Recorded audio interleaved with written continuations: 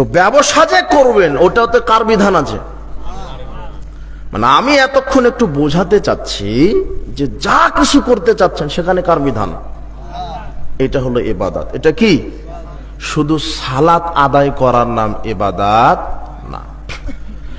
আপনি পোশাক গায়ে দিলেন আল্লাহর বিধানে, আপনি জুতা পায়ে দিলেন আল্লাহর বিধানে, আপনি খাদ্য খেলেন আল্লাহর বিধানে, আপনি ঘুমালেন আল্লাহর বিধানে, আপনি ঘুম থেকে উঠলেন আল্লাহর বিধানে, আপনি সালাত আদায় করেন আল্লাহর বিধানে, আপনি সিয়াম পালন করেন আল্লাহর বিধানে, আপনি হজ করেন আল্লাহর বিধানে, সব আল্লাহর বিধানে করেন।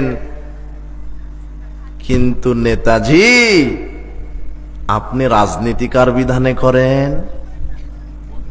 আচ্ছা, আপনি সালাত আদায় করেন কার বিধানে, ভাত খান কার বিধানে, আর রাজনীতি করছেন কার বিধানে? হ্যাঁ, অর্থনীতি চালান কার বিধানে? কি বাংলাদেশে সরকার বলে দিয়েছে জাকাত ভিত্তিক অর্থনীতি? হ্যাঁ বলে দিয়েছে? কি বলেছে? সুদ ভিত্তিক।